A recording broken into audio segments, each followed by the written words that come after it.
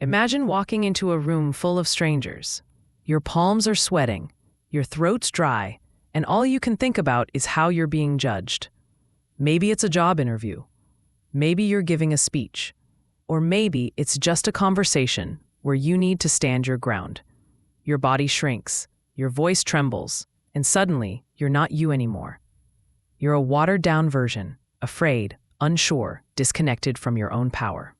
Now, what if I told you that simply adjusting your posture, opening up, standing tall, expanding your space, could send a signal not just to others, but to yourself that you are strong, capable, and worthy?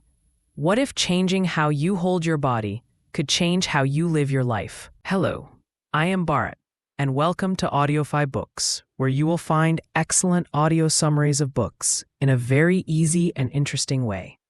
If you want to learn from new books, do subscribe to the channel. Let's get started with today's book. The book is Presence by Cuddy, and it's not just about posture or faking a smile. It's about reclaiming the space we already own, about unlocking that deep, unwavering sense of self-worth that often hides beneath fear. Amy didn't grow up believing she was destined for success.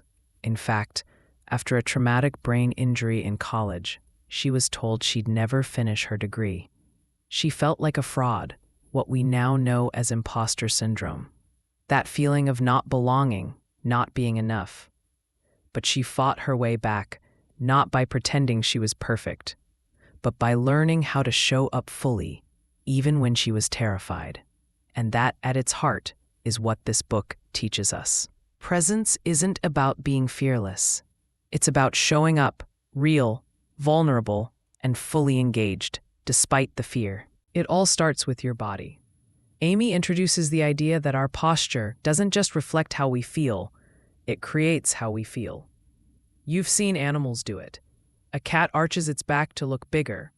Gorillas pound their chests. And humans? We hunch. We fold in. We make ourselves small when we're afraid. But when we do that, something fascinating happens. Our brains receive the signal that we're not safe, and our cortisol spikes. Confidence crashes. Now, flip that. Open up. Arms wide. Head high, chest forward. Just 2 minutes of a power pose has been shown to lower stress hormones and raise testosterone, the hormone linked to confidence and assertiveness. You're not faking it. You're allowing your body to send a message to your mind. I got this. Amy isn't asking us to strut around like superheroes. She's showing us how to step into our true selves, how to stop performing and start being. She calls it presence, the state where we stop worrying about the impression we're making and instead tune in to what really matters. Think of the times you've lost yourself in a performance, when everything just clicked. That's presence. It's when our thoughts, feelings, and behaviors are aligned. We're not scrambling to impress. We're simply there completely. But it's not always easy to access that presence, especially in high-pressure situations. That's where preparation meets practice. One of Amy's key tools is the use of self-affirmation. Before a big moment, instead of rehearsing every possible failure, she suggests grounding yourself in what you value most. Write about a time you acted with integrity. Remember who you are when you're at your best. This anchors your identity and builds resilience. And speaking of resilience, Amy dives deep into the science of how powerlessness affects the mind and body. When we feel powerless, we disengage. Our bodies collapse, our thoughts spiral. But presence is the antidote, and we can build it moment by moment, choice by choice. One powerful example in the book is a woman named Dana, who was terrified of public speaking. Every time she stood in front of a crowd, she froze. She felt like a fraud, convinced she didn't belong. But by practicing small shifts, standing tall, breathing deeply, speaking slowly, she began to change her inner story. Her body told her brain a new narrative. I do belong here. Amy also addresses the infamous imposter syndrome, a thief of joy that whispers we're not enough. Everyone feels it, even CEOs, even students at Harvard. The key, she says, is not to eliminate the fear, but to stop letting it dictate our actions. Courage doesn't mean not being afraid. It means being afraid and showing up anyway. The stories in Presence aren't just science-backed, they're deeply human. There's the job seeker who nailed an interview not because she memorized answers, but because she walked in standing tall, grounded in her strengths. There's the student who went from near silence in class to confidently contributing after learning to claim her space. It's these tiny, almost invisible changes that create seismic shifts. Presence isn't about shouting the loudest, it's about aligning with your truth and letting that truth speak clearly and confidently. Amy even tackles a big misconception, that being powerful means being aggressive. It doesn't. True power, the kind that's felt, not forced, is rooted in authenticity and calm. The most compelling leaders, she points out, aren't the ones who dominate a room. They're the ones who radiate certainty, who listen fully, who remain calm under fire. Another gem in the book is the idea that presence begets presence. The more we practice showing up, the easier it gets. It's like a muscle. Use it often, and it strengthens. Avoid it, and it atrophies. Even if you're shy, even if you're introverted, presence doesn't require a spotlight. It requires connection with yourself, with your values, with the moment.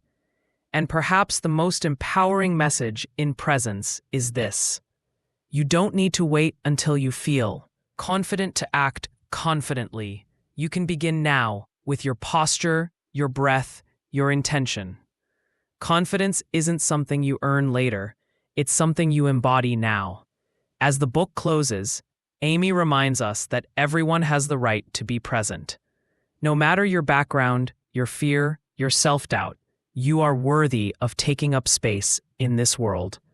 You are allowed to raise your hand, to share your voice, to step forward. So the next time you walk into a room and feel that familiar shrink, remember this: you are not powerless. Another gem in the book is the idea that presence begets presence. The more we practice showing up, the easier it gets. It's like a muscle. Use it often, and it strengthens. Avoid it, and it atrophies. Even if you're shy, even if you're introverted, presence doesn't require a spotlight. It requires connection with yourself, with your values, with the moment. And perhaps the most empowering message in Presence is this: you don't need to wait until you feel confident to act confidently. You can begin now, with your posture, your breath, your intention. Confidence isn't something you earn later. It's something you embody now. As the book closes, Amy reminds us that everyone has the right to be present. No matter your background, your fear, your self-doubt, you are worthy of taking up space in this world. You are allowed to raise your hand, to share your voice, to step forward. So, the next time you walk into a room and feel that familiar shrink, remember this: you are not powerless. Your body is your ally. Your breath is your anchor, and your presence, fully felt, authentically expressed, is your greatest source of strength. Stand tall. Speak slowly. Feel your feet on the ground. You've got this. And if this summary sparked something in you, if you're ready to start showing up for your life in a more powerful, grounded way, then let me know in the comments. I'd love to hear your thoughts. If you enjoyed this summary, please don't forget to like, share, and subscribe to Audiofybooks.